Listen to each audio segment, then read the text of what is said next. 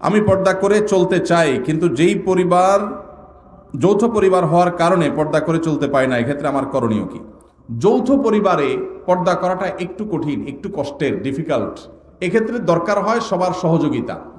আমরা ছোটবেলায় আমরা দেখেছি যৌথ পরিবারে থেকেও মানুষ পর্দা করার চেষ্টা করত। একই বাড়িতে কয়েকজন মানুষ বসবাস করত, কয়েক ভাই আসতেন, সবার স্ত্রী বাসায় আছেন, একই ঘরে এক একটা কক্ষে এক একজন থাকেন। তো বাহির থেকে আসলে অনেক সময় গলা পরিষ্কার করে ঢুকতো, গলা পরিষ্কার করে প্রবেশ করত, যাতে করে মেয়েরা তারা নিরাপদে সাইড হয়ে যায়, পর্দার খেলাপ না হয়।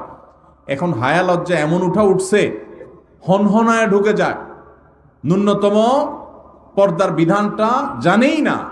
এটা মুসলমানদের জন্য লজ্জা। যৌথ ফ্যামিলিতে থেকে পর্দা করা সম্ভব যদি সবার সহযোগিতা থাকে।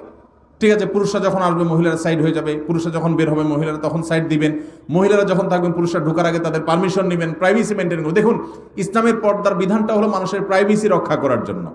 মানুষের প্রাইভেসি মেনটেন করা, রক্ষা করা, এটা ইসলামের অনেক বড় একটা সৌন্দর্য, যে ইসলাম মানুষের প্রাইভেসি রক্ষা করেছে। একজন নারী, আপনি তার সৌন্দর্য তার অনুমতি ছাড়া বা তার সৌন্দর্য আল্লাহর অনুমতি ছাড়া আপনি দেখে অবলোকন করবেন, আপনার জন্য হারাম করা হয়েছে, তার প্রাইভেসি আপনি নষ্ট করছেন। আবার একইভাবে আপনি তাকে নিয়ে মনোজগতে যে বাজে জল্পনা কল্পনার মধ্যে হারিয়ে যাওয়ার আশঙ্কা আপনার মধ্যে আছে এই পর্দাহীনতার কারণে। এই কারণে আল্লাহ তাআলা আমাদের জন্য এটা নিষেধ করেছেন। এই জন্য যৌথ ফ্যামিলিতে থেকে পর্দা করা যায় যদি সবার সহায়তা থাকে। যদি না থাকে তাহলে আলাদা থাকবেন, ছোট্ট কুলঘর নিয়ে ফ্যামিলির সাথে বোঝাপড়া করে তাদেরকে বুঝায়া যে পর্দার জন্য আপনি আলাদা হচ্ছেন। অনেক সময় দেখা যায় অনেক মহিলা আছে আলাদা হওয়ার জন্য একটা সুতা খুঁজে, সুতা, এই সুতা খুঁজে এক একটা মাসালা বাইর করে হুদাই, কোনো কারণ ছাড়াই। তো এটা করা যাবে না। আর যদি সত্যিই পর্দার অসুবিধা হয় তাহলে স্বামীর কর্তব্য স্ত্রীর জন্য অবশ্যই পর্দার ব্যবস্থা করা, প্রয়োজন সেটা বাছা আলাদা করে হলেও।